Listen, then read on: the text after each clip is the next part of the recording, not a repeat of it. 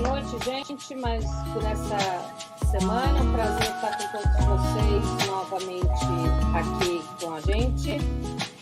Sempre muita calma nessa hora, nessas plataformas, a gente sempre se acerta, nada acontece errado. E se não deu certo, no final tudo dá certo, e se não deu certo é porque não chegamos no final. Na semana passada, eu falei para vocês do livro da Camille Paglia, né, As Imagens Cintilantes, e passei com vocês um pouco pela história do olhar, sempre lembrando que, infelizmente, nós teremos aulas para falar sobre isso e discutir isso, mas que, infelizmente, muito dessa nossa história nos vem pelo Ocidente. Né? Na aula que nós vamos ter hoje, eu parto do Jonathan Crary, que eu já apresento para vocês, que ele fala das suspensões da percepção, atenção, espetáculo e cultura moderna, porque a gente não pode esquecer que, quando nós estamos falando aqui em cultura moderna, existem várias definições de quando começa a Idade Moderna. E, para nós, para a história da arte, né, nós consideramos sempre a passagem do século XIX para o século XX. Para os historiadores, para muitos historiadores, a modernidade se dá no Renascimento, para outros, na invenção da imprensa, mas eu sigo esses autores que dizem que é na passagem do século. E é na passagem do século, retomando um pouco a última colocação da Patrícia na aula passada, né, da questão do sujeito do olho pensante. E é um pouco isso que o Jonathan Crary vai trazer para nós. Eu vou compartilhar com vocês agora a aula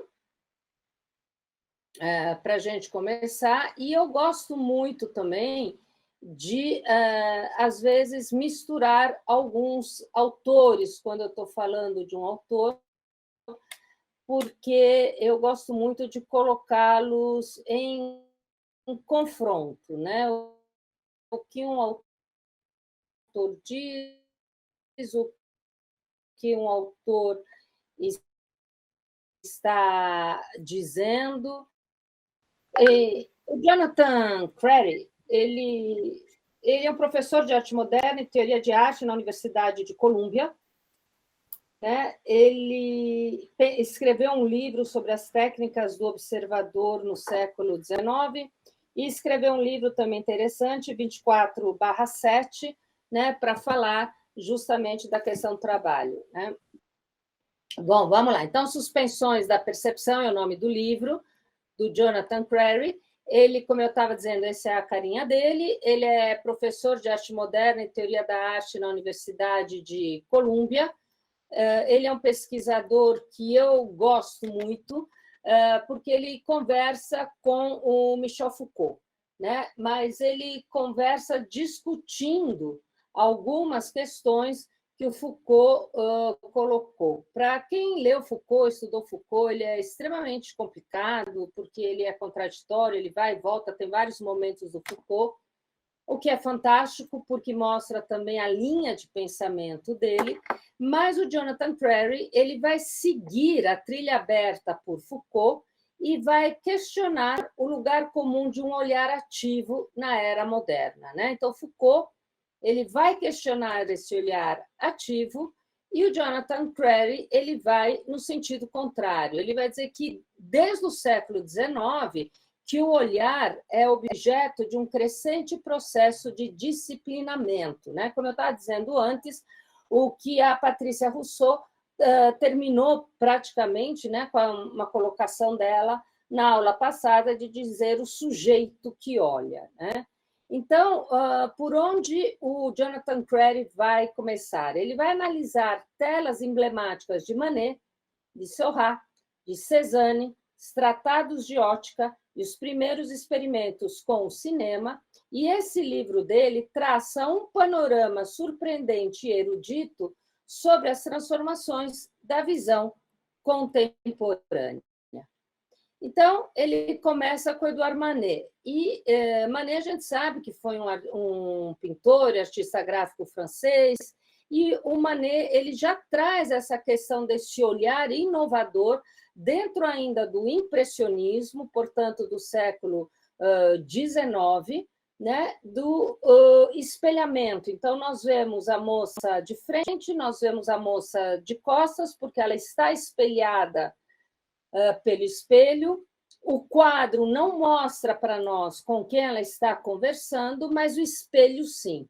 Então, traz um dinamismo do olhar que, enquanto Foucault diz só acontece na era moderna, o Jonathan Crary vai dizer assim, não, no século XIX, nós já temos um olhar moderno que nos vem pelo impressionismo, né? Então, os estudiosos das artes plásticas, eles acham que o Edouard Manet é um dos representantes mais importantes do impressionismo francês, porque as suas obras têm uma característica do realismo. Eu não quero ficar puxando a brasa muito para a minha sardinha, mas lembrar que poucas vezes é lembrado pelos historiadores de arte que o impressionismo só existe por causa da fotografia. Eles falam do japonismo, eles falam da saída dos artistas nas ruas, mas poucas vezes se fala que o impressionismo tem como base a fotografia. É quando os artistas saem dos seus ateliês, começam a pintar nas ruas e começam a pintar à luz. Né? Então, é muito comum a gente ouvir não, né, porque eu não ouço nada, mas ler dos impressionistas que eu não pinto o céu, eu pinto azul, eu não pinto a árvore, eu pinto verde. E quando o impressionismo nasce, que nem é considerado por muitos artistas ou historiadores da arte como uma das primeiras grandes vanguardas que vai modificar o nosso olhar e torná-lo moderno, os impressionistas eles não conseguem fazer nenhuma exposição. E quem vai abrigá-los é um fotógrafo, o Félix Nadar, que foi um grande retratista do século XIX, que abre o seu estúdio para que os impressionistas façam a sua primeira exposição. Um crítico de arte vai ver a exposição e diz: isso não é arte, isso é apenas uma impressão.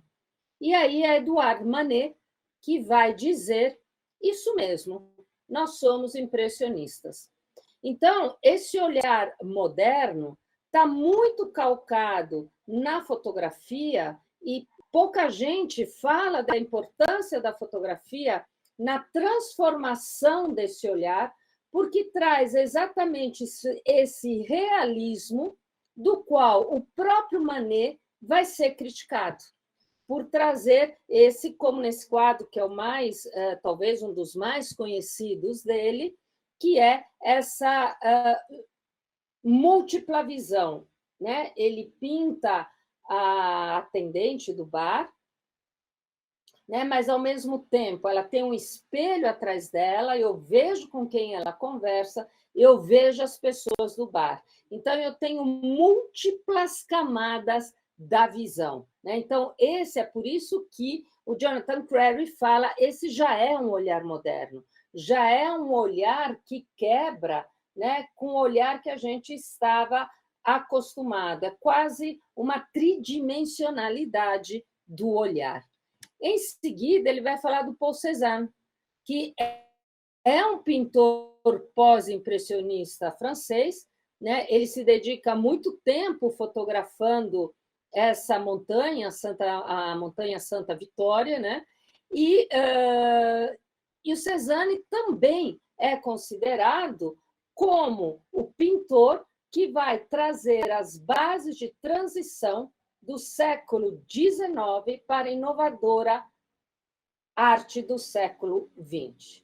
Né? Então, existe já um olhar predisposto né, para a gente mudar a nossa forma de ver, de olhar e de entender o mundo, e por isso que a base dele, né, eu tive vários alunos que estudaram em História da Arte, falaram, nossa, ninguém tinha falado para nós que a fotografia teve uma importância nessa mudança do olhar, porque a fotografia sempre foi vista como algo aplicado com uma funcionalidade, e, na verdade, gente, começa-se a pensar na fotografia em 1980, que perto dos anos que nós pensamos história da arte, é nada, é antes de ontem. Então, em muitos livros de história da arte, a fotografia não é nem considerada, né, porque ela estava à margem de qualquer discurso um pouco mais artístico. E o Jonathan Crary diz, cuidado, porque está ali, nesse olhar inovador e tecnológico, a transformação da pintura na arte moderna. O Serrat, sei lá se fala assim em francês, mas enfim, que também ele foi um pintor e pioneiro do movimento pontilhista. De onde nasce o movimento pontilhista?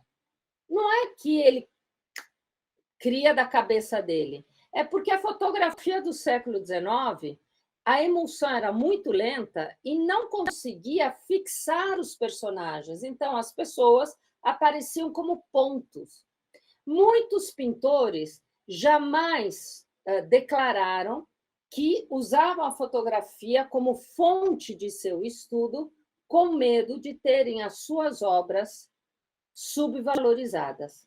Então, eles partiam sempre dessa ideia de que eles tinham inventado, de que eles tinham criado, que era uma inspiração, né, dos impressionistas, mas a verdade é que fotografia e pintura, nessa transformação do olhar de século XIX para o século XX, brigaram muito, mas também conversaram muito. E mais, muitos pintores foram buscar na fotografia científica, porque não se falava em fotografia artística, se falava em fotografia. Muitos pintores foram buscar na fotografia científica inspiração para os seus trabalhos. Como aqui eu mostro para vocês, então, a foto à direita é um fotógrafo, infelizmente, anônimo, né? Mas que ele não consegue fazer essa foto da ponte, onde as pessoas aparecem como pontos, e à esquerda nós temos o Pissarro, né? Também um fotógrafo do pontilhismo, que repete essa mesma imagem, onde eu não tenho o indivíduo marcado, mas pontilhado, né? Então, neste momento em que a fotografia que nasce aliada à modernidade vai influenciar diretamente este olhar do século XX. Por quê? Porque está aliado à modernidade, à técnica e à tecnologia. Todos vocês conhecem essa história do Edward Muybridge, né, que foi um fotógrafo inglês, e ele foi chamado para participar de uma aposta se o cavalo, ao correr, mantinha as 4 patas levantadas, ou as 4 patas, uma ficava embaixo, ou todas se levantavam, e ele criou essa imagem seriada, que vai dar origem ao cinema, e ele vai ser convocado por uma faculdade de medicina para que ele fotografasse os indivíduos se mexendo. Então, esses indivíduos estão nus, fazendo todos esses gestos, que não é nada artístico, é médico, porque os médicos queriam, por meio da fotografia, estudar o movimento do ser humano, como ele se mexia, como era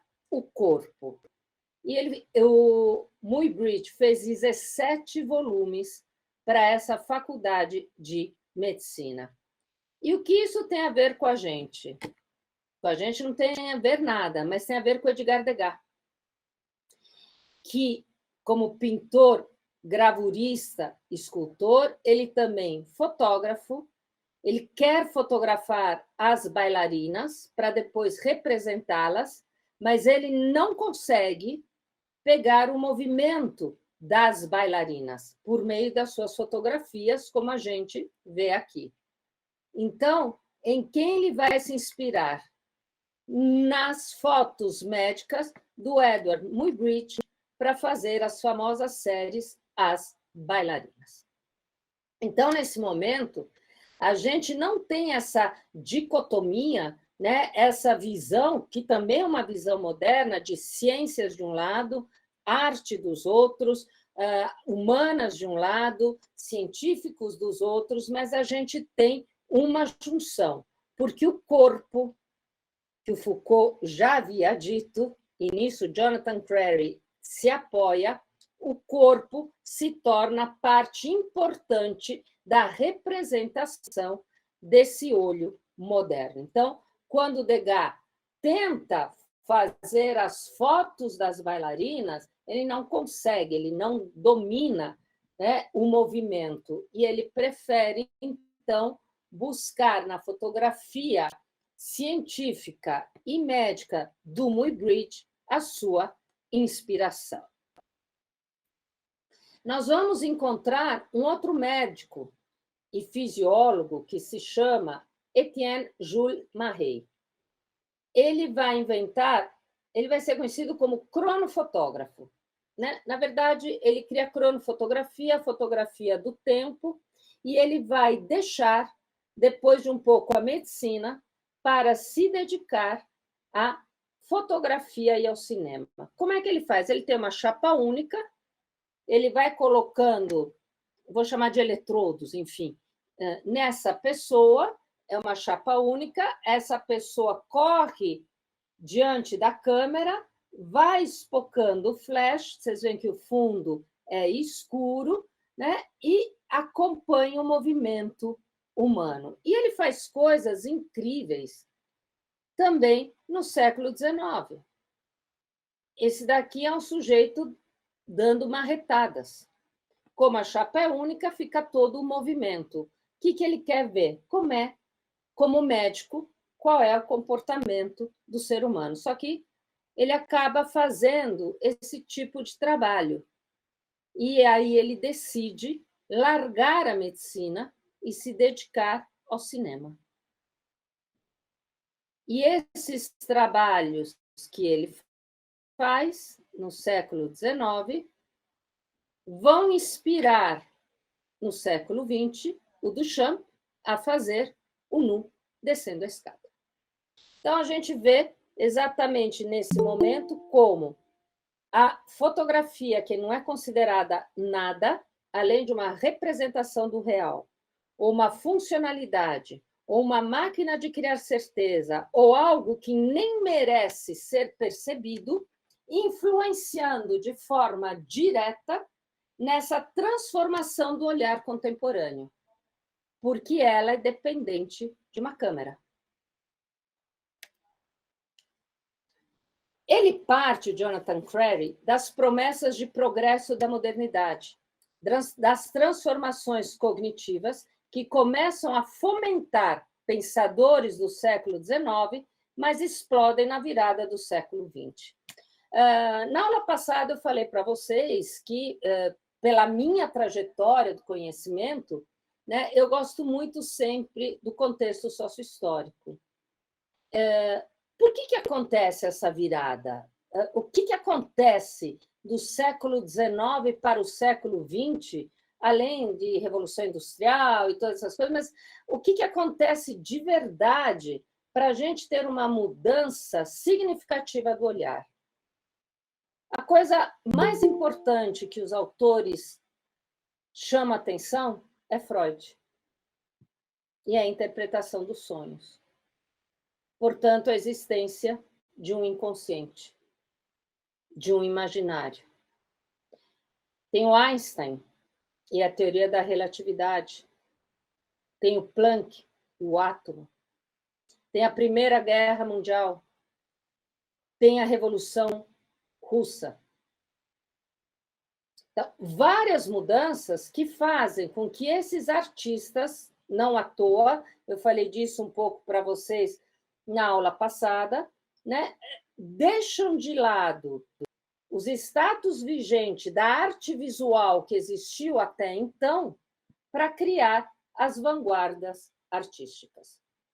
E o que não era arte entra para a arte, ou seja, a fotografia. Então, para lutar contra um olhar que esses artistas, já no impressionismo, mas na virada do século XIX para o século XX, com todas essas mudanças cognitivas e de conhecimento, resolvem que a arte não podia mais ser representada desta maneira ou daquela maneira que era até então. E que a gente chama hoje, de maneira talvez completamente equivocada, de arte acadêmica. E por isso que a gente faz essa divisão, arte acadêmica, arte moderna.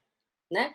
Mas são a arte e os status vigentes da arte até então não atendiam mais a esse mundo que tinha se transformado, que estava se transformando.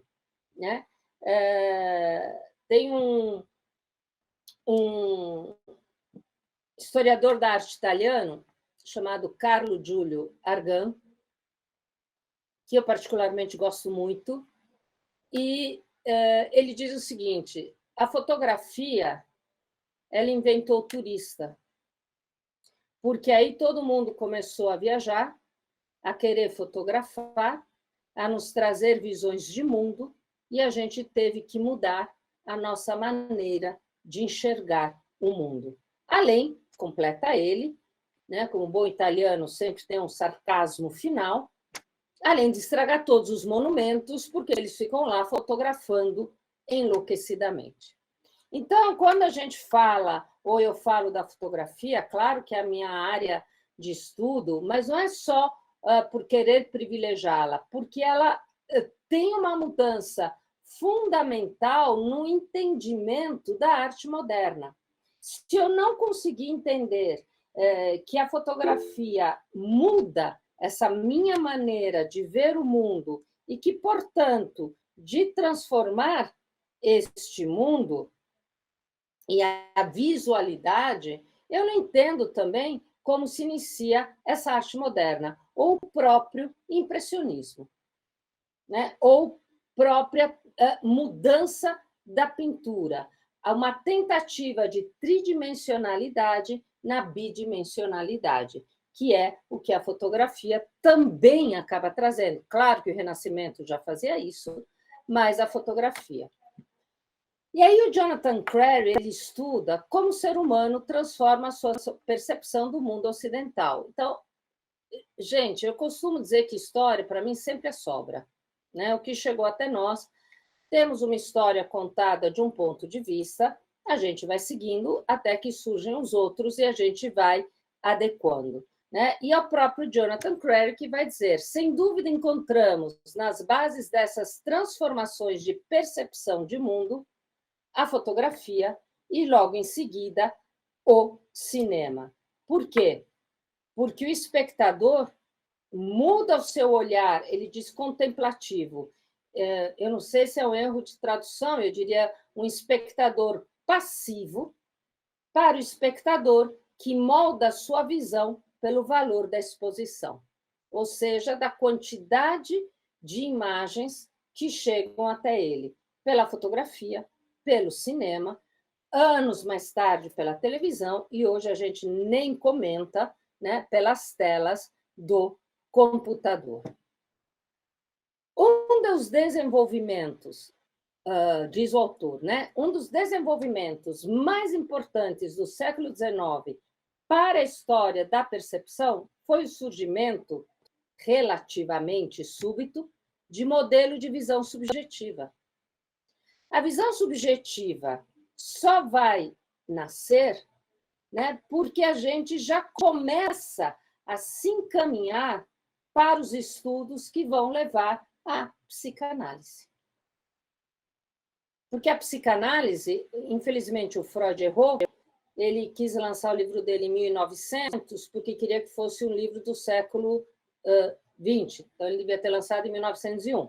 mas é óbvio que ele já estava desenvolvendo todo o seu estudo, né, como diz o próprio Jonathan Crary, uma ampla gama de disciplinas que vai do período de 1810 a 1840. Mas é nesse momento que nós começamos a pensar no sujeito vidente, no sujeito que vê, e que parte do sujeito e do indivíduo a possibilidade da visualidade. Então, mesmo antes da metade do século XIX, uma extensa quantidade de trabalho nas áreas da ciência, da filosofia, da psicologia e das artes estavam chegando a um acordo de diversas quanto ao entendimento de que a visão ou qualquer um dos sentidos não podia mais reivindicar objetividade ou certezas essenciais. Né? Então, todas essas transformações que vão eclodir no século XX, mas que, obviamente, estão fermentando no século XIX, trazem para nós a visão subjetiva, a visão do sujeito. Isso não é uma questão da contemporaneidade, essa é uma questão da modernidade. Sou eu, sujeito, que olho. E isso tem muito a ver também com a invenção da estética na filosofia, pelo Alexander Baumgarten, já no século XVIII, que ele diz que é a ciência da sensibilidade, que é a filosofia da percepção de mundo. Então, essa questão de como nós vemos, de como nós enxergamos, de como a visualidade nos atesta, com o tempo foi se modificando e cada vez mais foi sendo deixado de lado a visão objetiva por uma visão subjetiva. E aí a gente tem um paradoxo. Porque a fotografia ela vai ser vista como uma visão objetiva. E aí, como é que fica essa discussão? É nesse momento que a fotografia, que não nasce atrelada à arte, mas atrelada à indústria, não é nem considerada, mas a pintura cresce porque ela não tem mais a obrigatoriedade dessa objetividade. A literatura não tem mais a obrigatoriedade dessa objetividade, porque agora eu tenho um equipamento. E a fotografia é usada pela polícia, pela psiquiatria e completamente fora do campo das artes. Por isso que quem diz que a fotografia é a prima pobre da pintura não sabe do que está falando, porque ninguém nem pensava nela dentro da arte. Isso só vai acontecer no final do século XIX e a entrada da modernidade. Mas esse pensamento artístico, desse olhar subjetivo, já começa com o surgimento da fotografia. Objetividade ou subjetividade? E aí eu tenho a máquina da visão, que é a fotografia. Mas eu tenho o surgimento da psicanálise. E como dizia Walter Benjamin, o olhar que se dessacraliza, se desmistifica para se tornar político. Político aqui, no sentido amplo, óbvio, de não militância. É quando Walter Benjamin, né, que foi um grande estudioso da imagem, ele vai falar da imagem dialética, da imagem que é construída dentro do seu contexto e do seu espaço, e que eu não consigo entender uma imagem se eu não estudar o tempo em que ela foi criada e a história das mentalidades. Né? Infelizmente, Walter Benjamin não conclui, né, essa ideia dele de imagem dialética, porque ele se suicida antes, mas ele já deixa bem claro para nós essa questão da importância da imagem, né? Pouca gente sabe que ele escreveu mais de 25 textos só falando sobre imagem, e dizendo da importância da imagem para a modernidade e dessa imagem dialética, né? Dessa imagem que me traz o olho do período, que me traz o momento da representação e de como o indivíduo consegue se representar e ser representado por sua época. O olhar moderno não discute mais arte técnica, mas tenta permear os dois conceitos. É por isso que a invenção da fotografia ela tem uma importância muito mais filosófica na transformação da visualidade do que técnica. Porque, embora não considerada, é ela que vai dar a base da pintura moderna. Né? Quando as pessoas falam a fotografia libertou a pintura, é verdade. Porque agora, esse olhar objetivo, que não fazia mais sentido e era usado pela ciência, deixa de ser papel da pintura e dos pintores que se abrem a novos imaginários, a novos movimentos que quebram as regras da arte vigente até então e criam as bases da arte moderna, das telas modernas, que começam, segundo Jonathan Crary, com o impressionismo. Diz o Jonathan Crary, aquilo que, por exemplo, costumamos chamar de cinema, fotografia e televisão, são elementos... Opa, escrevi errado aqui. São elementos transitórios em uma sequência acelerada de deslocamento e obsolências, que são parte das operações delirantes da modernização. A modernização, ligada à Revolução Industrial, ligada ao trem, ligada ao movimento, à produção em série, né, ao arrebatamento da velocidade, tão falado pelo Paul Virilio, pelo Gianni Vattimo, né? A aceleração desse mundo trouxe o que também? A questão do obsoleto. Então, tudo estava para ser substituído, inclusive a arte moderna e, portanto, a maneira como nós enxergamos a arte, a maneira como nós enxergamos uma pintura, uma tela, uma escultura, uma imagem, lembrando sempre que toda e qualquer imagem, como dizia o Alfredo Bossi, não existe lembrança, memória que não esteja impregnada pelas imagens. E, portanto, todas as imagens revocam em nós um mundo imaginário, mas que a modernidade foi substituindo numa velocidade tal que foi se perdendo. O autor aponta a questão da atenção e desatenção. Semana passada, a gente falou, quando eu trouxe para vocês a Camille Paglia, da necessidade da contemplação, que não necessariamente é sinônimo de atenção. Tá?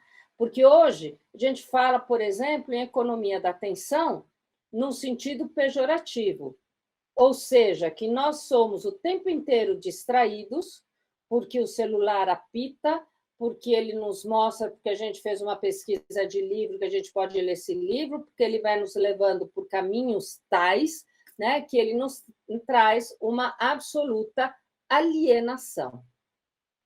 Jonathan Crary não entra muito nessa questão, mas o que ele diz é, atenção, contemplar não é necessariamente atenção, como nós acreditamos. Ele diz, foi no final do século XIX, nas ciências humanas em particular, no campo nascente da psicologia científica, que a atenção se tornou uma questão fundamental. Ver significa prestar atenção. Ver significa enxergar. Mas enxergar o quê? Olhar o quê? Né? Por que o meu olho mudou de repente? Ele estava acostumado, né, a um tipo de expressão, a um tipo de arte. E, de repente, as vanguardas artísticas vêm e subvertem tudo, quebram tudo, né? Criam-se todos os ismos, surrealismo, dadaísmo, cubismo, né? A arte perde aquela conformação. Então, no que eu tenho que olhar e por onde anda este meu olhar na modernidade? O que ele tem que ver, né? Porque o nosso olho não para. Ele se movimenta o tempo inteiro, não é o olho que enxerga, é o cérebro. Então, o que tanta dessas imagens que entram no meu imaginário, né? De que maneira eu consigo arrumá-las e encontrá-las. Portanto, é no fim do século XIX, na transformação da sociedade à beira do que se resolveu chamar de modernidade, que a questão da atenção se torna tema das ciências humanas e da psicologia. Ninguém falava disso antes. E aí eu trago Gianni Vattimo, que diz o seguinte: a intensificação do fenômeno comunicativo e a acentuação crescente da circulação da informação não são simplesmente aspectos, entre outros, da modernização, mas, de certo modo, o centro e o próprio sentido do processo. Então, a modernidade, a circulação da informação, a quebra dos padrões de arte vigente mudam nossa maneira de ver e de entender o mundo. E segundo Facundo Manes, que é um neurocientista argentino, ele diz o seguinte: o cérebro humano aprende de 3 maneiras: quando algo nos emotiva, nos inspira e nos parece servir de modelo. A modernidade coloca todas essas questões em xeque. Quando, muitas vezes, a gente ouve, você não precisa entender a arte, você precisa sentir, a resposta é, como eu posso sentir se eu não entendo? Como eu posso me emocionar se eu não sei o que estou vendo? Como eu posso me inspirar se eu não consigo enxergar? E como algo pode me servir de modelo se eu não sei o que me está sendo apresentado? Então, o século XX é o século que muda na sua totalidade e nos ensina novamente a ver, a enxergar. E aí, eu resolvi trazer um pouco do Jacques Aumont, que tem um livro bastante interessante que se chama O Olho Variável, ou a Mobilização do Olhar, que eu achei que conversava muito com essas questões que o Jonathan Crary nos provoca, né? É claro que a gente não acorda no século XX e pensa diferente, né? Tudo está em gestação, tudo está em transformação, e a gente não sabe muito bem onde olhar, o que olhar e no que acreditar. É por isso também que vai ser no século XX que o curador se torna uma pessoa fundamental para as artes. Alguém que vai dizer para nós o que ver, como ver, o que gostar e o que não gostar. A palavra hoje, curador, está em desgaste, mas é uma palavra que, embora nasça com os antigos romanos, e que não tinha nada a ver com arte, tinha a ver com curar, com nutrir, com cuidar dos jogos, das cidades, da navegação, e depois eles passam a se chamar procuradores, mas o curador eclode nos anos 60, 70, como alguém que vai nos dizer que durante todo esse tempo de transformações das artes, das vanguardas, da arte pop, de crítica, das bienais e de tudo, o que eu tenho que ver, o que eu não tenho que ver. Né? E eles se tornam quase que os donos da nossa visualidade. são eles que definem. Você tem que ver isso. Isso você gosta, isso você não gosta. Hoje a palavra mudou. Agora não temos mais curadores, temos mentoria. Eu acho uma palavra horrível porque me lembra mentira. Não que o curador faça coisas um pouco diferentes, e eu falo tranquilamente porque eu sou curadora. Então, é essa questão do curador que escolhe o que nós vamos ver. Porque o assombro da transformação imagética foi tão grande nessa virada e nesses primeiras décadas dos anos do século XX, que a gente não sabe mais o que ver. Como agora, século XXI, a gente também não sabe e tem que começar a gerenciar um pouco o nosso olhar. E é por isso que eu fui atrás, quando eu estava montando essa aula, eu falei, mas tem alguém que fala, e eu fui atrás do Jacques Aumont, que vai falar desse olho variável. E ele também, ele passa pela questão da transformação do olhar. E ele vai dizer o seguinte, que é na modernidade que a gente vai pensar na imagem como conhecimento e ver como conhecimento, e não como algo naturalizado da nossa vida. Né? Então, a imagem que chega até nós, ela não é ilustração, ela é informação, seja ela de que forma for, mas ela está ali como uma forma de conhecimento. E por isso a importância de estudar as imagens. E ele vai dizer o seguinte: quando é que o olho se mexe? O olho se mexe a partir da invenção do trem, da modernidade, da fotografia, do cinema, e vai para a visão fenomenológica do Merleau-Ponty. O homem que é visível, ele também é vidente.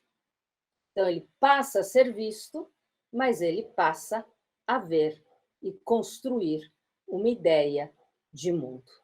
De novo, vejam, um outro autor traz para a importância da transformação da visualidade na arte, à fotografia e ao cinema. E para isso ele nos diz, bom, então vamos voltar para antes da modernidade. Vamos voltar para um tema que é comum a vários artistas. O que seria esse tema? Nuvens. Aí nós temos o John Constable e suas nuvens. É um pintor. Suas nuvens. Vejam, ele morre em 1837, 2 anos antes da invenção da fotografia. Mas ele já está mudando a sua construção de visão de nuvens. Olhem, é o mesmo autor, mas como é o mesmo pintor, mas veja como ele vai mudando a sua conformação. Então, quando a gente diz, a fotografia mudou o mundo, mudou, mas claro que as coisas estavam já em mudança anteriormente. Nós temos o Delacroix e suas nuvens. O Delacroix, inclusive, diz, pena que a fotografia chegou muito tarde para mim, porque eu teria mudado toda a minha maneira de pintar.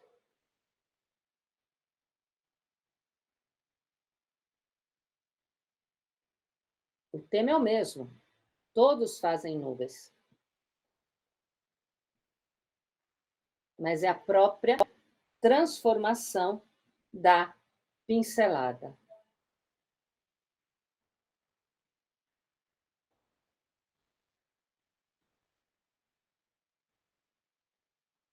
William Turner.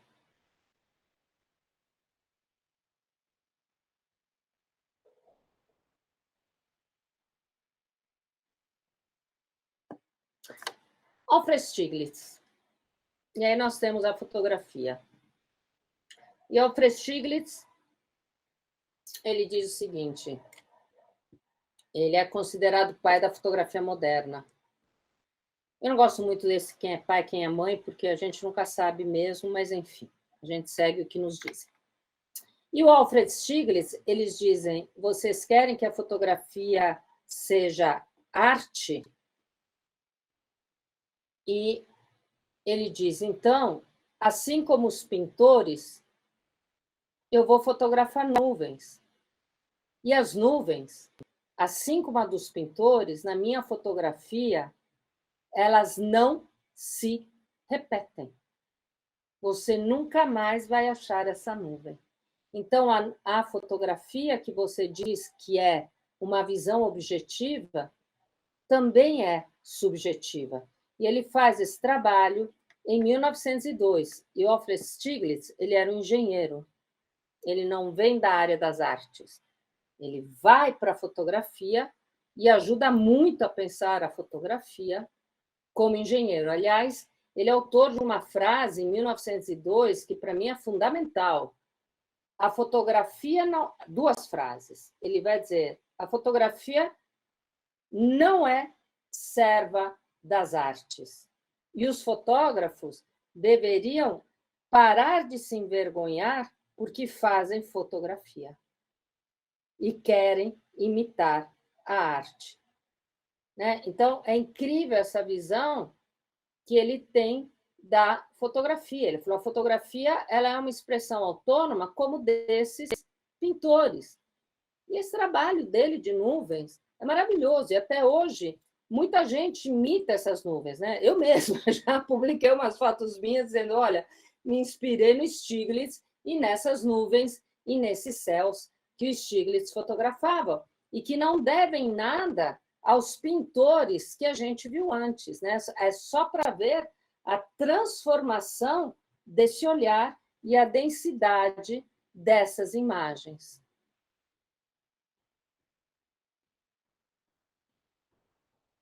Isso aqui poderia ser perfeitamente um Turner. Tranquilamente. Ele se inspirou? Não, ele viu as nuvens. Então, é isso, né, que o Jacques Salmon fala, desse olhar, desse olho, ele fala. Ele não fala do olhar, ele fala desse olho que começa a viajar, desse olho que começa a ver, desse olho que começa a perceber. Aqui é uma também do Stieglitz, né, que tem mais a ver com o trem, que é justamente o que o Jacques Salmon fala. Tudo bem a fotografia, mas o que muda o olhar é o trem. É quando as pessoas começam a viajar e começam a ver. E ver não só quando chegam no lugar que lhe é destinado, mas ver também pela janela do trem. Eu não sei vocês, mas eu sou fascinada por trens. Quando eu posso, eu viajo de trem e o que mais adoro é ficar olhando a paisagem do trem. Não a do carro me enche um pouco, mas a do trem eu acho uma visão maravilhosa e quase cinematográfica, porque passou, você não viu, passou, você não recupera. Então, é esse olho móvel que o Jacques Salmon fala, e é essa atenção, né, que o Jonathan Crary fala. Então, não é a atenção de prestar atenção, é de um olhar que começa a enxergar, a ver e prestar atenção. Né? Então, passamos a ter a cidade, o homem flaner, a modernidade. Bom, o homem flaner, né, Baudelaire, e depois o próprio Walter Benjamin com o seu livro Passagem. Né? Então, nós temos o viajante que é imóvel e que aprende a ver. O olho móvel, o corpo também é móvel. Né? Então, nós não estamos mais parados. Nós andamos, nós olhamos as cidades que se transformam, nós viajamos e nós aprendemos a ver. Eu acho essa metáfora olho móvel, corpo imóvel bastante interessante, né? Porque aí o nosso olho tem necessidade de nos colocar para andar, para nos mexermos. Está tudo aí. E é por aí que o trem, sempre o Jacques Salmon, né? Está tudo aí. E é por aí que o trem substitui o espectador ecológico da pintura, da paisagem, o simples andarilho que descobre o mundo que o rodeia, por esse ser estranho, enfermo, a ponto de ser comparado com os escravos acorrentados da caverna platônica, mas, ao mesmo tempo, dotado de ubiquidade, de onividência, que é o espectador do cinema. E aí ele já vai falar que, depois da fotografia, depois do trem, é o cinema que muda a nossa visualidade. Todos vocês assistiram a famosa cena dos irmãos Lumière, do trem que a plateia levanta e sai porque acredita que aquilo é verdade. A gente hoje dá risada, mas não é para dar risada. É uma questão de aprender a enxergar. Né? Então, o trem vai substituir o quê? O espectador passivo. O trem vai substituir o acorrentado da caverna platônica. É como se a modernidade e o trem nos tirassem da caverna de Platão, deixássemos de olhar as sombras que chegam até nós e começássemos a olhar por nós mesmos. Então, essa é a grande questão desse olhar moderno e da importância dessa imagem que passa de forma, até de uma maneira devagar, num primeiro momento, a fazer parte da nossa vida. Né? A gente nem percebe ou como as imagens vão substituindo as letras. Mas, na verdade, como já dizia o Willem Flusser, né, nossa primeira forma de comunicação foi a imagem. Depois veio a escrita. Depois voltaram as imagens. E hoje nós temos imagens e textos que tentam ajudar o outro. Às vezes é o texto que explica a imagem, às vezes é a imagem que explica o texto, e às vezes os dois, que é o melhor, se complementam e criam um novo conhecimento. O que a gente esquece é que a nossa primeira forma de pensar foi a imagem, não foi a escrita. A criança desenha antes de aprender a ler e escrever. Depois ela esquece, depois ela se reapropria dessa imagem. Então, a importância da imagem para o conhecimento, e eu gosto dessa metáfora do Jacques Aumont do trem, né? Porque tem a ver assim, com movimento, com o olho que se movimenta, que não para, que procura, que tem a curiosidade, e tem a curiosidade da transformação da representação. Né? A gente andou passando por uma série de pintores até chegar no Alfred Stieglitz, né, da fotografia, mas quantos pintores foram mudando também a sua maneira de pintar o que? Nuvens. Né? Porque eu tenho que ter um termo de comparação, não adianta pegar um quadro aqui, um quadro ali, não.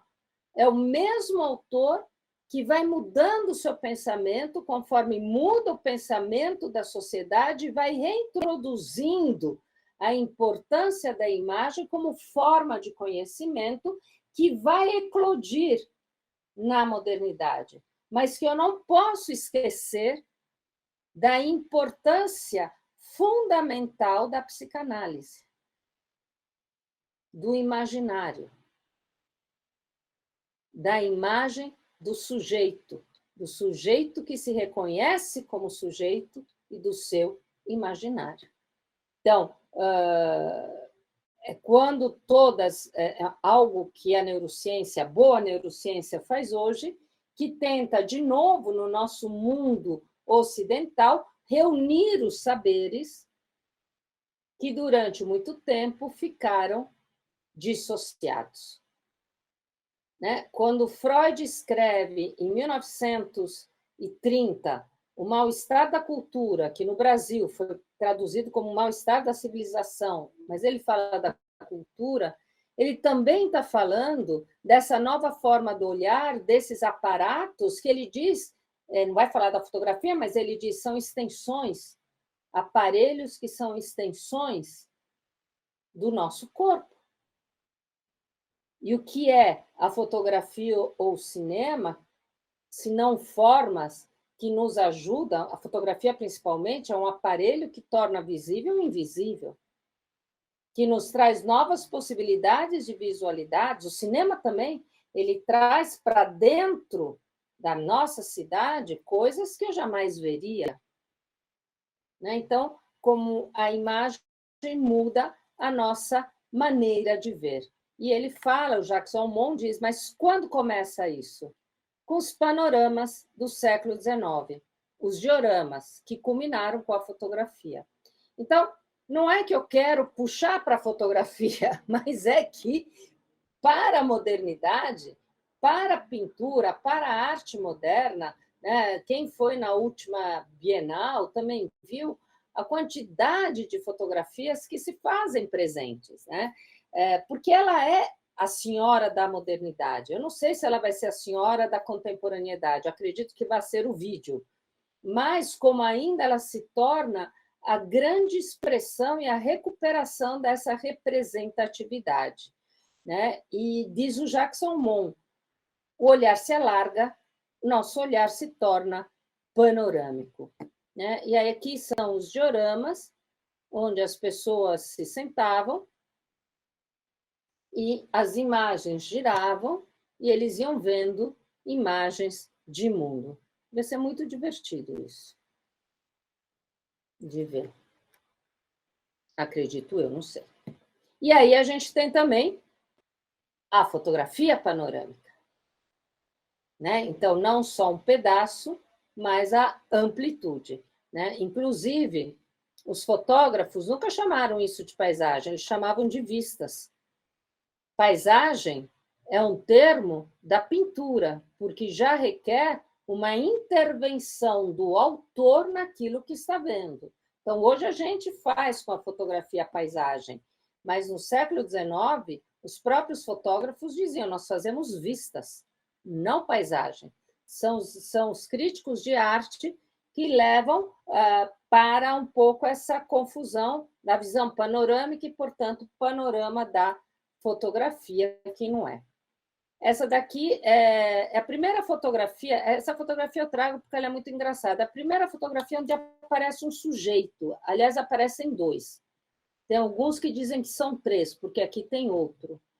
Mas foi por causa desse sujeito aqui, no século XIX, que nasce o direito de imagem. Porque é o primeiro sujeito que foi fotografado sem autorização. E essa fotografia é tomada por base para desenvolver o direito de imagem. Mas não dá para ver ninguém, né? Tanto que a grande briga são dois, são três, são quatro, mas é esse sujeito que parou aqui, dizem os historiadores, eu não sei de onde eles tiraram isso, que o sujeito está engraxando o sapato. Eu acho que eles estão conversando, mas cada um vê o que quer ver. Mas é a primeira fotografia, aliás, não é nenhuma fotografia, é um daguerreótipo, onde aparece um indivíduo numa imagem. Porque antes só se fotografavam as cidades, as coisas assim. O que acontece durante um olhar? Que relação entre o tempo do olhar e o tempo da representação? Entre o tempo do olhar e o espaço da representação? Eu acho que essa é a grande questão quando a gente pensa na imagem. Qual é a relação do tempo? Do tempo que eu olho, do tempo que foi usado pelo artista, do espaço da representação, e que relação existe entre esses dois tempos. Então, quando a gente fala em imagem, em pintura, em cinema, televisão, em vídeo, em imagens de vigilância, qualquer coisa que a gente fale hoje, a gente tem que pensar exatamente nessa relação entre o tempo do olhar e o tempo da representação. A imagem hoje chegou a tal ponto de sofisticação que quanto mais tosca, mais credibilidade ela tem. E eu acho muita graça nisso, quando as pessoas dizem imagens de vigilância captaram o momento exato do assalto disso e daquilo, como se a imagem saísse andando pela cidade e escolhesse o momento. E que a gente não enxerga nada. Porque se não tivesse alguém que nos dissesse, olha, tá vendo? Aí chegou o cara, aí chegou aquilo. Né? Então, nós temos sempre um subtexto que nos diz o que ver na imagem.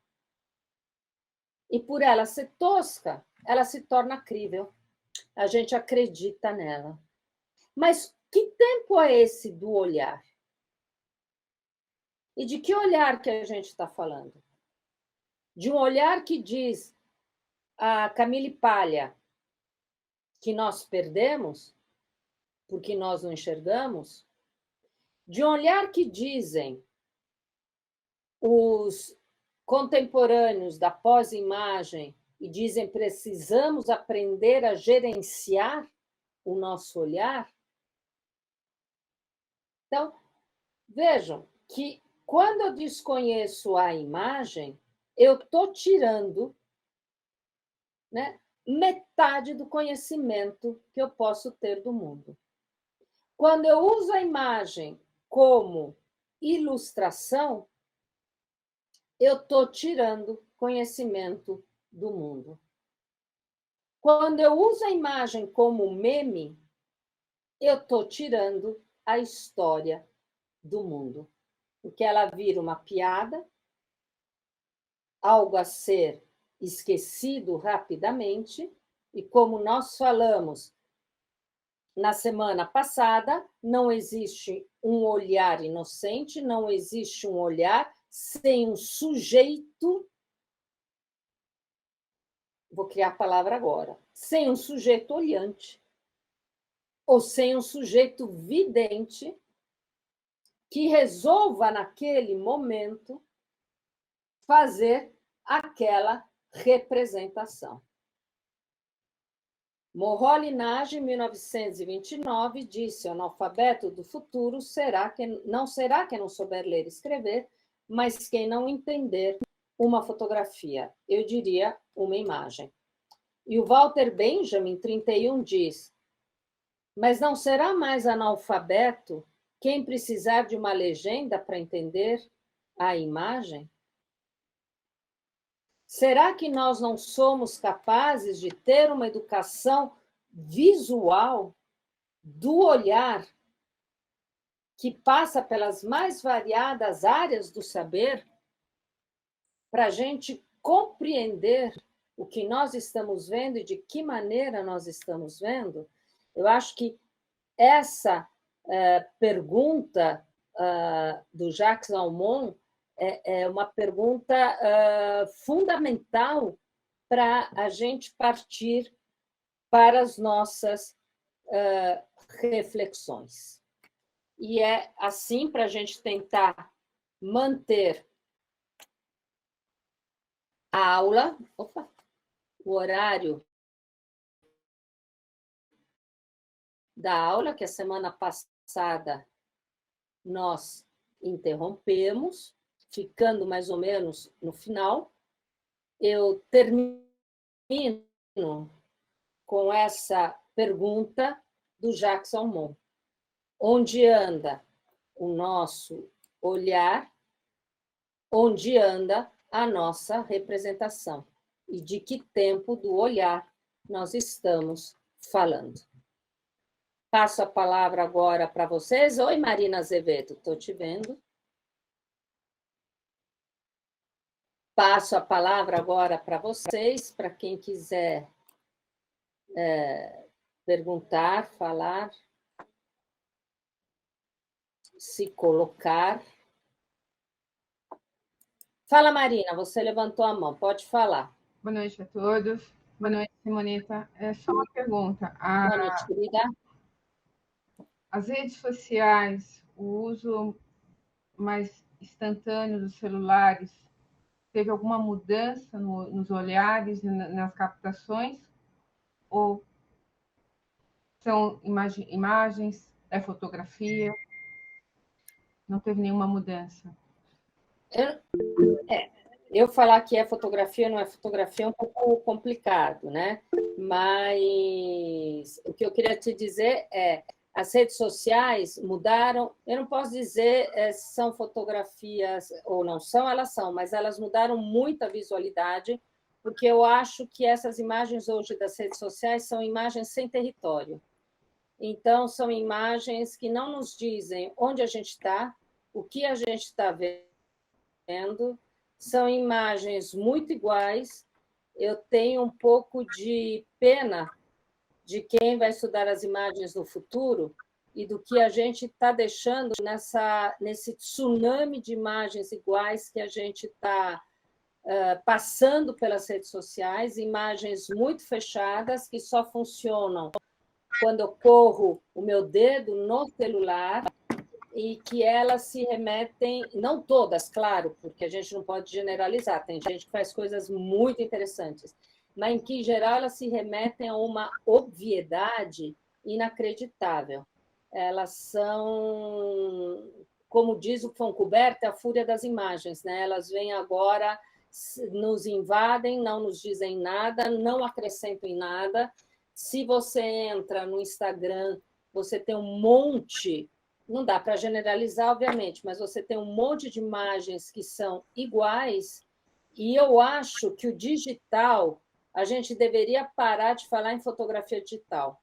Eu acho que é a imagem digital, do qual a fotografia também faz parte, mas que são a fotografia não é fotografia digital. Nós estamos numa criação de imagens digitais que se criam só por algoritmos, não precisa de equipamento nenhum. A fotografia está neste mar de imagens digitais que nós estamos promovendo, mas, sem dúvida nenhuma, causaram uma transformação muito grande no nosso olhar. A gente não enxerga mais. Nós enxergamos no século XX. Agora a gente só recebe, nem reflete e devolve. Não sei se eu te respondi, Marina. Não, é porque... Desculpa, Simoneta, eu já vou parar. É que os celulares... Não, os celulares, eles têm uma... Eles têm uma técnica absurda, um preço Sim. absurdo, e tem profissionais, alguns profissionais, que estão fotografando com celulares. Muitos. E é ótimo. É ótimo. Mas a pergunta minha é a seguinte: quem é profissional usa qualquer equipamento. Agora, quem não é profissional, quem está decidindo que a tua foto é tecnicamente perfeita? É o cara da TI ou é você? Não você, porque você é fotógrafa, né, Marina?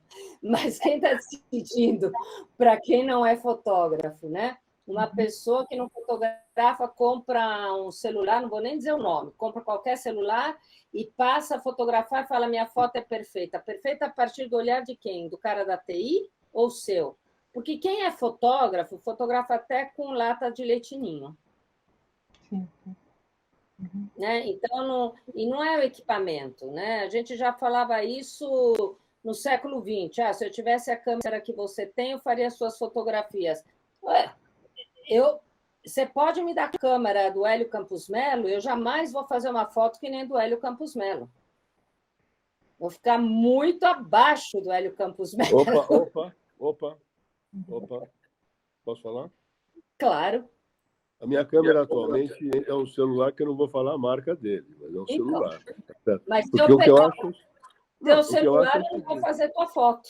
Não, mas o que eu acho é o seguinte: o fotografar, na realidade, é você registrar com a maior rapidez, e de novo essa palavra, mas é rapidez e eficiência, né? E criatividade, o que você está olhando, o que você está percebendo. O que você percebeu no seu entorno e você cortou aquele pedacinho do seu entorno que você percebeu, aquilo tem que ser... Você vai querer registrar aquilo com nuances, vamos falar de nuvens, né, que é uma coisa ótima, com as nuances de cinzas e pretos e brancos, tá certo? E, como disse a Marina, os celulares hoje, eles têm uma qualidade incrível. Não todos, evidentemente, mas você pode. Eu, por exemplo, não concordo com o Sebastião Salgado, que diz que fotografia de celular não é celular.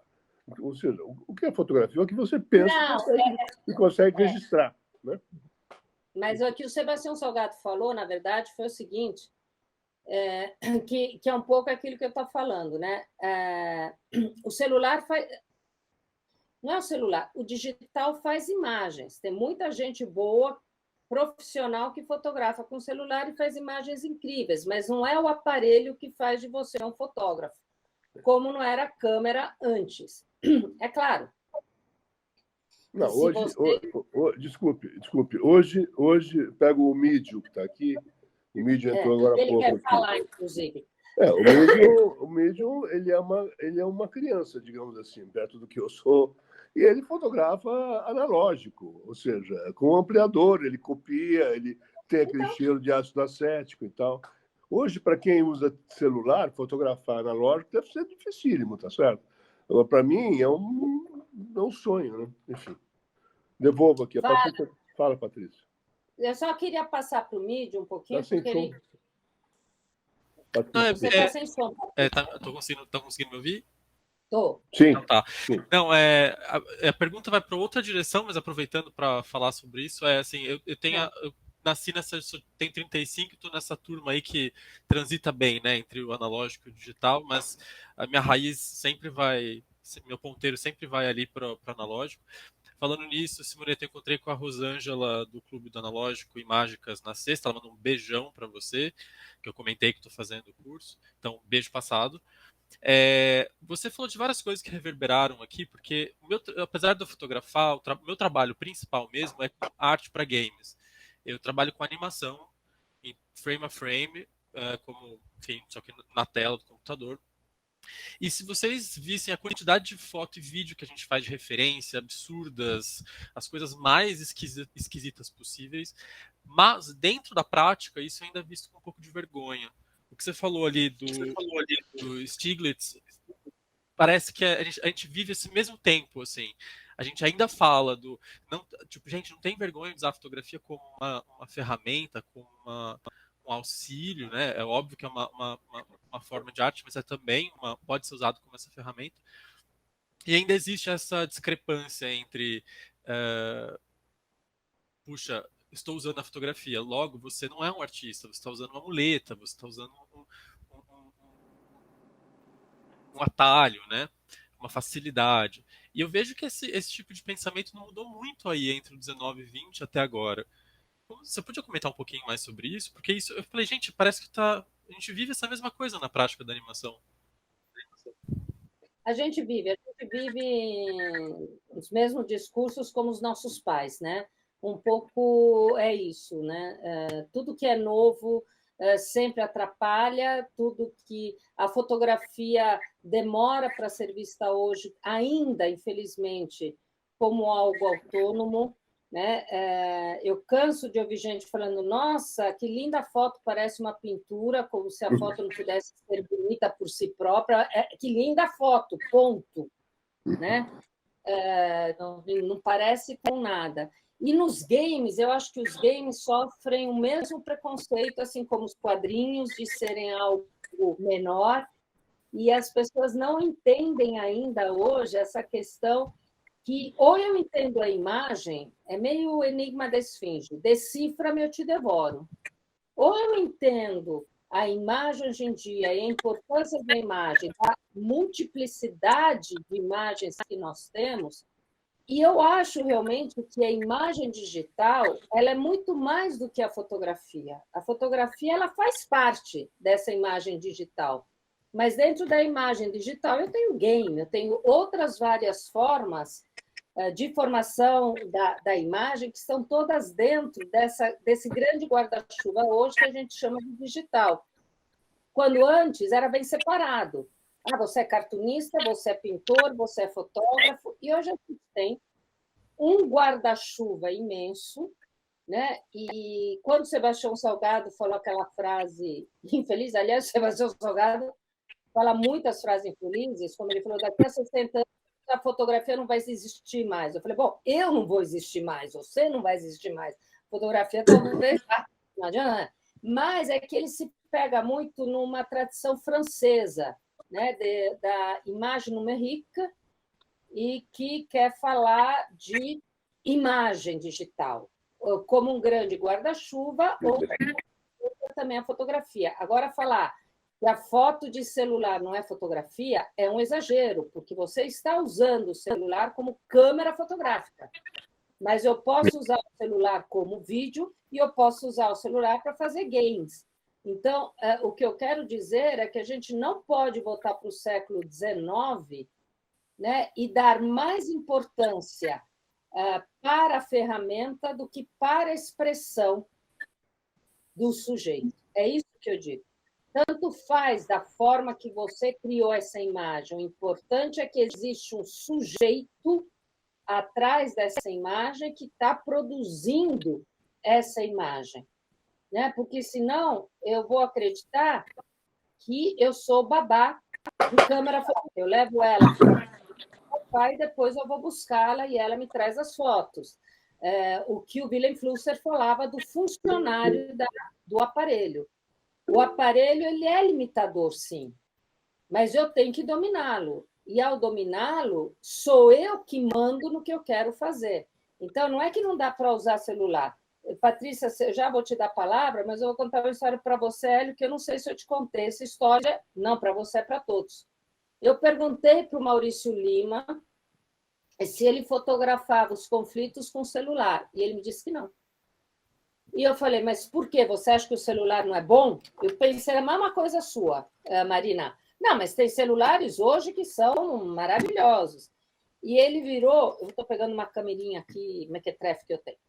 Aí ele virou para mim e falou assim, Simonetta, você já viu como as pessoas fotografam com celular? Eu falei, como? E ele fez assim. Falou, isso para mim num conflito é muito agressivo. Quando eu estou com a minha câmera, claro que não é essa, eu faço assim. A pessoa já está no conflito. Eu não a agrido com o celular. Eu nunca tinha pensado nisso. É certo, é errado? Não sei. Mas é a visão que ele tem. Ele falou assim, eu me sinto atacando uma pessoa se eu jogo o celular na cara dela. É uma visão. Isso dá a fotografia dele. E cada um usa a sua ferramenta como quiser. Eu acho que a gente vive um momento tão libertador que cada um pode fazer exatamente o que quer, mas tem que ter noção, de novo, existe um olho pensante que está produzindo aquela imagem. É isso. Senão a gente volta nesse pensamento tecnicista de transformar ferramenta em fim, né, e não em meio. Exato, e não em meio. Patrícia tinha levantado a mão e depois o Fernando, que eu também... Você está muda, Patrícia? Você está muda. Exatamente. Não, é isso. Eu queria voltar ao escopo da aula, que é, efetivamente, a importância que no século XIX, que a mudança na essência do século XIX e do século XX, que está no fato de descobrirmos que há um outro que olha, que não o nosso olho. No livro da teoria da percepção, do Merleau-Ponty, ele fala... É complicado porque é um livro que fala desde o ponto de vista da percepção fenomenológica, que você pode gostar ou não. Mas ele traz um exemplo incrível, onde ele diz que o Cézanne dizia que ele achava que o olho dele via mal. O que ele, na verdade, o Cézanne estava dizendo? Eu não consigo mais olhar de acordo com a perspectiva renascentista. Não consigo mais olhar com a ideia de ponto de fuga. E ele começa a ruptura. Quer dizer, o Cézanne é um dos primeiros pintores modernos que rompem com a ideia da perspectiva. Aquela famosa pintura dele das maçãs é a primeira pintura onde parece que as maçãs se derretem na tábua, né? Então, o que isso vem a introduzir? Isso vem introduzir a ideia de que não interessa se é a tela, se é o pincel, se é lápis, se é câmera, se é daguerreótipo, se é celular, né? E sim que há, por isso que a Simonetta coloca a questão fundamental do advenimento da psicanálise, e depois da teoria do lugar das... como chama? A obra do Freud de 1930.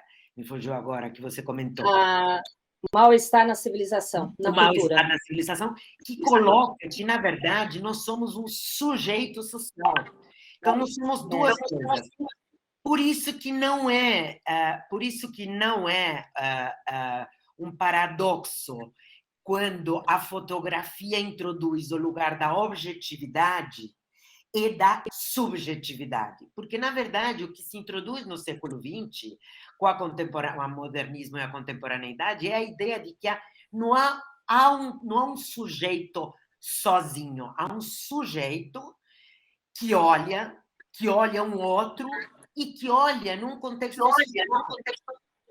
Então, exato, não há como você construir uma imagem, certo? Hoje, que efetivamente traga algum tipo de, digamos assim, de provocação que não seja um conjunto de tudo isso. Tem um artista chamado Alfredo Jaar, que é um grande artista plástico, que se utiliza também da fotografia e que diz: não se tira uma fotografia, se faz uma, né? Se faz uma fotografia. Você faz uma fotografia, é você que faz essa fotografia. Então, eu acho que quando nós estamos estudando a imagem, a gente, nesse sentido, para a Marina e para... o que a Simonetta está trazendo, e para mim é perfeito isso, você tem milhões de pessoas que dão pinceladas. Nem todos são artistas. Nem todos vão ser artistas. Você tem milhões de imagens, muito bem colocado, imagens na internet. Nem todos são fotografias. Né? Quer dizer, nem todas elas tiveram um acting, digamos assim, né? No sentido de dizer, eu estou trazendo isto para vocês, ou trouxe isto para mim e trago isto para vocês. Né? Então, eu queria trazer um pouco mais para a ideia de que o que se introduz na discussão é um movimento do lugar do sujeito dentro da visualidade. Eu sou visto e vejo. Fala, Fernando! Boa noite, professora. Boa noite a todos aí.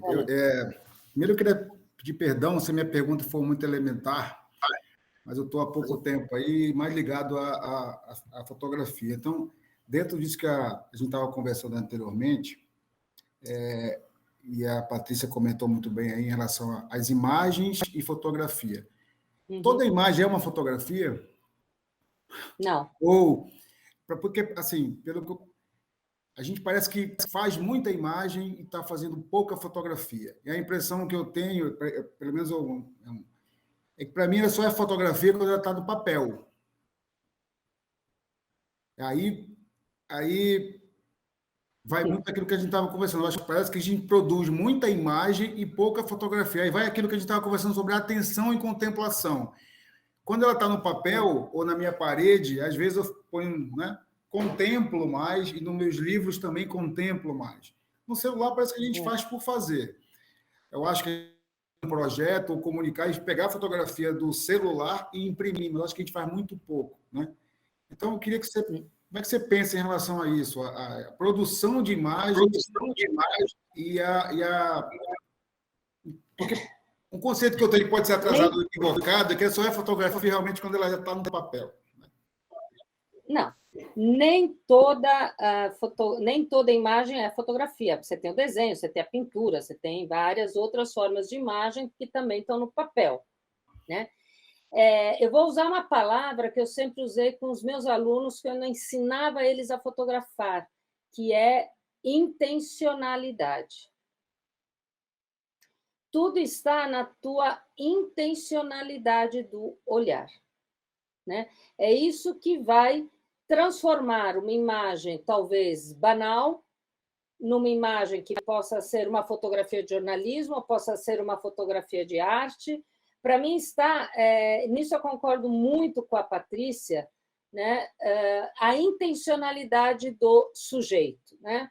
Eu dava aula na Avenida Paulista, 900, no 5º andar, e eu dizia para os meninos, vocês podem aparecer na janela e fazer uma foto aqui da Paulista. Essa foto pode ser um cartão postal, pode ser uma fotografia jornalística, pode ser uma fotografia de arte, pode ser uma fotografia de denúncia, pode ser uma extrema cretinice. E eles falavam, como você vai definir isso? Eu falei, não sou eu que defino, é você que define com a intencionalidade do teu olhar. Quando você vai produzir uma imagem, eu acho que toda e qualquer imagem, mas também literatura, tá? É que a gente está falando da imagem. Mas toda e qualquer imagem, ela é concretização do meu imaginário. Eu não encontro nada lá fora, né? Quando eu decido apontar a minha câmera fotográfica, que eu faço pouco, mas apontar a minha câmera fotográfica e, como disse o Hélio, fazer aquele recorte, eu estou pensando, eu tenho uma intencionalidade. Eu posso até, como intencionalidade, incorporar o acaso. Vou sair assim fotografando e vamos ver o que sai. Mas é uma intencionalidade. Tem sempre um olho pensante atrás de qualquer expressão. Então, quando você fala a fotografia no celular, se ela não tiver a imagem no celular, se ela não tiver impressa, não é fotografia? Claro que é. Claro que é. Agora, ela circula, ela está aqui, ela está ali. Imprimir é legal, sem dúvida nenhuma, né? Mas não é necessariamente porque está no papel que se torna fotografia. Pode ser um desenho, pode ser qualquer coisa. Fotografia tem que partir de que você está fazendo uma fotografia. E, portanto, você tem que seguir, quando você faz prosa ou poesia, algumas, entre aspas, regras que vão trazer essa conformidade. Então, eu acredito muito, Fernanda, a tua pergunta não é nada banal, a tua pergunta dá um doutorado. Eu acredito muito na intencionalidade do olhar. Então, quando eu pego hoje no Instagram esses milhares de fotos dos meus ex-alunos, que eu sigo eles, no Lapalooza, né? E são todas fotos iguais, eu falo, que vergonha, hein? Vocês não aprenderam nada comigo? Eles, kkkk, né? Eu falei, que fotos são essas? Ele fala, isso não é fotografia, professora, a gente sabe, fica tranquila. Aí, daqui a pouco, aparece uma foto, eles dizem, tá vendo? Agora eu fiz a foto. Eu falei, agora sim você está no Lapalooza, porque você ficar ali, feito um tonto, você está fazendo o quê? Né? O que eu faço com essa foto? Então, veja, eu sei que eles fazem isso, que é para eles se divertirem, um mostrar para o outro e pertencer à tribo. De novo, né? Eu estou na mesma tribo que você. Eu estou junto com você no Lapalooza. E aí eu fico bancando a tia véia. Olha o Covid, bota a máscara. Sai! E eles falam, professora, para de nos seguir. Falei, não, vocês que me acrescentam no Instagram, agora eu sigo vocês. Mas aí eu falo para eles, faz uma foto legal, me faz entender o que é o Lapalooza, porque eu não estou aí. E eles produzem. Então, eu falo, isso é intencionalidade. O resto é lúdico. E a gente precisa do lúdico para viver, senão a nossa vida vira muito chata. Então, aquela foto é só para dizer, Fernando, estou no Lapalooza, você também está? Ó, nós aqui, estamos juntos. Isso faz parte também da nossa representação, como a gente se representa e se comunica. Eu tenho que entender que eles não escrevem mais, né? Eles me mandam ou foto, ou emojis, e tem hora, outro dia, uma menina falou assim para mim, professora, buguei. Eu fiquei meia hora falando, o que será que aconteceu com ela? Será que ela está me pedindo socorro? É para correr? O que é? Eu falei, o que aconteceu? Ela falou, nada, eu não entendi o que você escreveu. Eu falei, vai para o inferno você também. Então, é essa coisa, né? Eles têm uma forma de comunicação que é essa. Para mim, que já estou com mais de 60,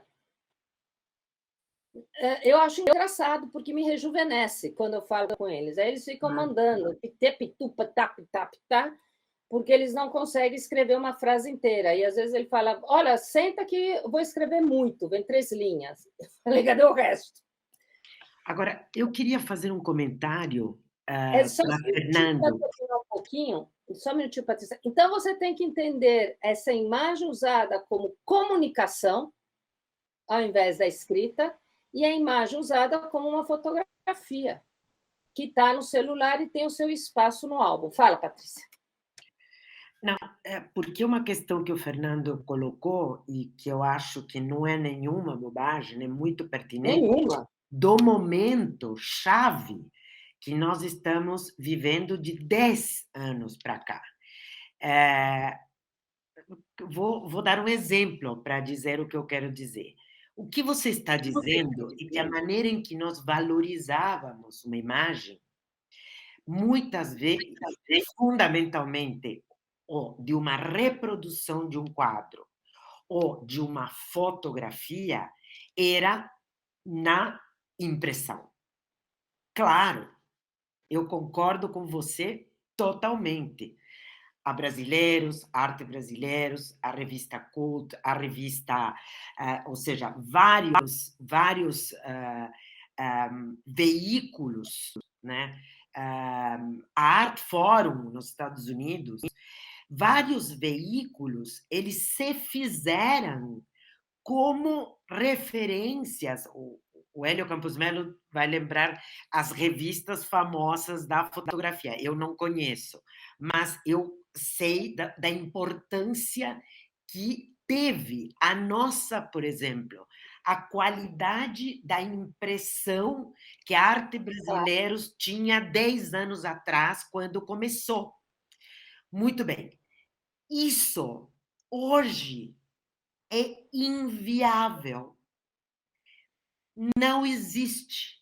Ou seja, não é que é inviável como produto, é inviável como sistema de comunicação. Então, o que acontece? A Arte Brasileiros passou a ter 100.000 seguidores que conseguem olhar para uma imagem, uma curadoria, como disse a professora Simonetta, para a curadoria de um conceito, de uma exposição, de um trabalho, de uma fotografia, de uma obra, de um artista que está trabalhando, eles conseguem seguir, 100.000 pessoas conseguem seguir, e apenas, eventualmente, 500 pessoas têm acesso à possibilidade da gente entregar um material impresso. Então, na verdade, a tua colocação é importante, porque nós estávamos acostumados a... Agora eu vou usar uma palavra que tem a ver com o mundo em que vivemos. A valorização dessa imagem a partir da possibilidade dela ter uma qualidade impressa maravilhosa, que é a valorização de um quadro original. Mesma coisa. Na era da reprodutibilidade, aconteceu a mesma coisa com os quadros.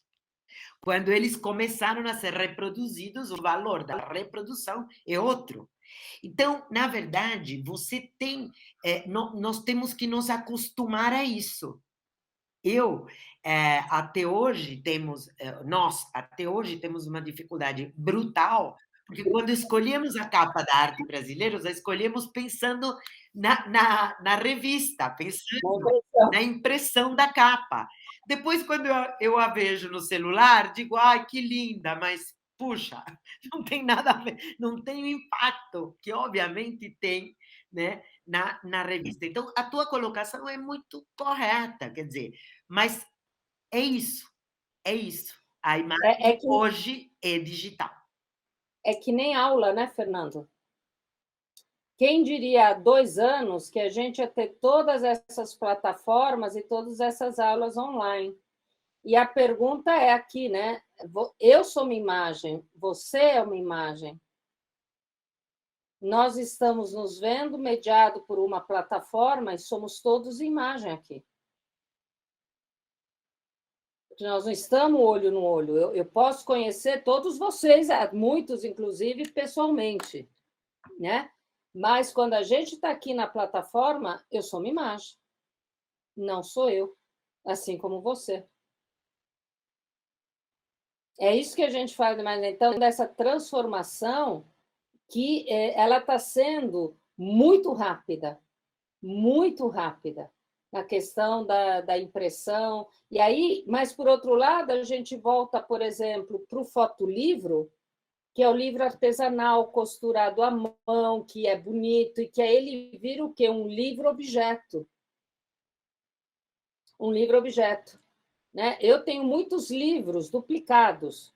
Um eu tenho em papel, porque eu preciso ler, eu preciso escrever, mas às vezes eu baixo o mesmo livro no Kindle, porque se eu quero pegar a frase de um autor do Kindle para o PowerPoint é rápido. Ctrl+C, Ctrl+V e ele vai. Né? Porque eu sou meio disléxica e eu troco as palavras, as letras, não as palavras.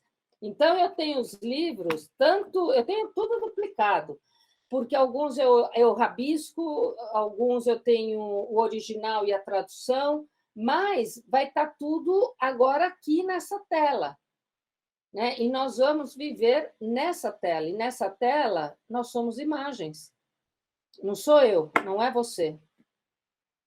Não quero te criar mais um problema. Hélio, você parou de dar cambalhota? Pode falar. Não, era o meu filho que está no jogo de São Paulo, que me mandou. Eu imaginei. Me mandou uma mensagem. Não, o que eu queria falar é o seguinte: um pouco que o Fernando falou. Eu concordo com você, porque uma imagem feita num papel, ou Hahnemann Miller, ou Canson, que são os papéis da moda hoje, né?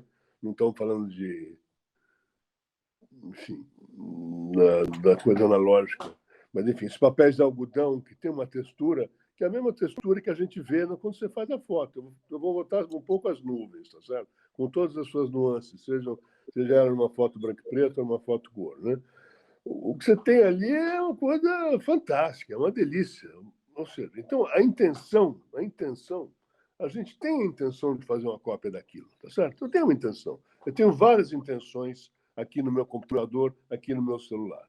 Tenho várias intenções. Tenho álbuns de intenções, tá certo? Né? Eu edito esses álbuns, eles vão mudando com o tempo e tal. Alguns eu consigo fazer cópias, que eu olho, que eu ponho a mão. E sabe, é um pouco o fetiche da fotografia, entendeu? Então, isso alguém compra, eu mostro, eu boto na parede e tal. Isso é um pouco o fetiche dessa coisa muito legal, que é a fotografia. Não, sem dúvida nenhuma, mas aí é a palavra certa, é o fetiche. Claro que todo mundo gosta de ter. É a mesma coisa que eu falo. Eu tive a sorte, agora eu não tenho mais, mas eu tive a sorte, durante muito tempo, de ganhar fotografias de fotógrafos. Né? Porque a fotografia não era considerada. Então, eu tenho um portfólio do Thomas Farca, 5 fotos do Cristiano Mascaro, foto de todo mundo, que ia me dando foto de presente. Eu tenho uma coleção, claro que não é uma coleção pensada, né? É um monte de foto. Aí eu pergunto, vale mais a minha foto que o cara me deu de presente e está na parede da minha casa, ou a foto que entrou na galeria, o galerista deu o preço? Claro. Para mim, vale mais a minha, que está aqui. Exatamente. Um Cristiano Mascaro enorme que ele me deu de aniversário. Agora ninguém me dá mais nada, porque como todo mundo vende as fotos, fala, acabou essa fase que a gente fala, toma uma foto. Tem um filme do Cartier-Bresson, e olha que o Cartier-Bresson não é o meu preferido, mas em que quem vai entrevistá-lo, né, põe luva e pega a foto dele assim com todo cuidado e fala, um filme francês, né, fala, mestre, essa foto, e o Cartier-Bresson fala, o que você está fazendo? Estou pegando a sua foto, e o Cartier-Bresson começa, pena que não era eu, apesar de eu não gostar muito dele, mas o Cartier-Bresson começa a tirar as fotos na cara dele, dizendo, você é bobo, isso aqui é só papel, não vale nada, pode levar. Então, vejo, ele tinha um outro feitiço completamente diferente, que ele até, de velhinho, de sentar no topo lá da casa dele, no telhado, será se era um telhado, parece que é, e falar, o que o senhor está fazendo? Ele falou assim, eu estou vendo. O fetiche dele era ver. É isso. É claro que a gente gosta da fotografia, mas cada Mas coisa... é um lance, mas é um lance da Pessoal, intenção. eu queria chamar os outros a falar. assistentes. Não, eu queria saber se tem alguém que gostaria de fazer uma pergunta, ou se talvez tem alguma questão que gostariam de trazer para o curso, ou seja, se houver, se tem alguma questão dentro dessa aula de hoje que vocês acham que seria interessante para vocês conversar. Como está todo mundo sem a câmera, não sei... Mas eu vejo as mãos levantadas, mas ninguém mais levantou a mão, mas claro que todo mundo fala. Maria Helena, você quer falar, Maria Helena? Não. Estamos hoje... Oi. Estamos um pouco mais calados. Hoje a aula foi mais pensativa. Foi um pouco mais filosófica do pensamento. E isso que vocês estavam falando ainda, né, do papel, do digital, a gente ainda tem uma outra variável agora, que é a variável impacto ambiental. Então, no fim das contas, o que é que no final é mais interessante, né? A imagem em sal de prata, que vai saber para onde vai parar, em qual lençol, qual meio de água, ou digital, que para ser feito vai precisar usar mercúrio para fazer tela, bateria, enfim, né? Como é que fica nessa balança? Não sei se vocês têm acompanhado uma menina aqui de São Paulo que está fazendo revelação com extrato botânico. Ela está fazendo revelações alternativas com arruda, com escambau de coisa. Eu posso trazer nessa o coisa e colocar. São fotos maravilhosas, mas cada uma surgiu como uma alternativa aí à questão ambiental, que é outra variável que a gente vai colocar nessa balança de como produzir imagens daqui para frente, né? Você tem fotos do século XIX dos fotógrafos lavando as chapas no Rio, né? Meu! Mas, enfim, qualquer coisa vai ter impacto ambiental. Eu conheci uma menina que fazia fotos com beterraba, então começou... Enfim, são alternativas, né? Por isso que eu falo que eu gosto de falar hoje muito mais em imagem e colocar a fotografia no seu espaço. A fotografia está dentro da imagem, da multiplicidade de imagens que a gente sempre produziu e continua produzindo até hoje. A fotografia é a minha paixão, mas ela está dentro desse grande guarda-chuva imagético que a gente está produzindo hoje. Design é imagem. Né? Você fazer o design de um livro, falei isso porque eu estava vendo a Maria Helena aqui. Fazer um design de um livro é você fazer uma imagem, né? Cada vez mais as coisas se misturam hoje em dia. Mas eu acho que a questão importante da aula de hoje é ver como o nosso olhar mudou na contemporaneidade, e eu tenho a impressão, essa é apenas uma impressão, porque é tudo muito recente, não estou afirmando, estou levantando essa questão com vocês, que a pandemia mudou o nosso olhar de novo. Né? Quando houve o ataque às Torres Gêmeas, o Jean Baudrillard disse: entramos no século XXI. Né? As imagens se tornaram espetaculares e foram criadas para a mídia. A impressão que eu tenho é que nós entramos no século XXI com o Covid, porque nós nunca tínhamos vivido essa pandemia, agora temos a guerra, né? Mas nunca tínhamos vivido essa pandemia mundial esse começar a olhar para dentro, né? As fotografias deixaram de ser feitas buscando lá fora, a gente começou a olhar para dentro, a tentativa de entender um vírus que é invisível, mas as suas marcas não, e que nos obrigou a um tempo do olhar diferente do que a gente estava acostumado, né? Então, tem gente que diz, aceleramos o nosso tempo. Eu acho que foi o contrário, a gente colocou o pé no breque, paramos todos, nos adaptamos rapidamente. Obrigada. Mediu. Mas eu acho que nós entramos no século XXI com o Covid e que a gente está repensando o nosso modo de olhar. Não vamos ver isso agora, mas percebendo as fotos que estão sendo feitas, eu percebo que existe uma nova estética, uma nova forma de olhar o mundo após a pandemia. Então, se as Torres Gêmeas trouxeram não, elas escancararam a espetacularização da imagem, o Covid está trazendo a gente, de novo, mais para umas imagens intimistas, né? Eu acho, de novo, o sujeito eu, não tanto esse espetáculo, essa gritaria, mas imagens mais silenciosas. Pelo menos é o que eu estou observando. Claro que é muito cedo, porque ainda estamos na pandemia, não acabou, e a produção é bastante recente. Mas todas as imagens que foram feitas pelo mundo na pandemia, tirando fotojornalista que está ali dentro do hospital fazendo as coisas, eu percebi um pouco que as imagens pararam de gritar. Isso, para mim, tem a ver a volta do preto e branco, a volta do pequeno, a volta de não ser tão estapafúrdio nas imagens, porque as imagens ultimamente estavam gritando. Claro que tem sempre aqueles que fazem as modinhas e continuam fazendo, e fazem todas as fotos iguais.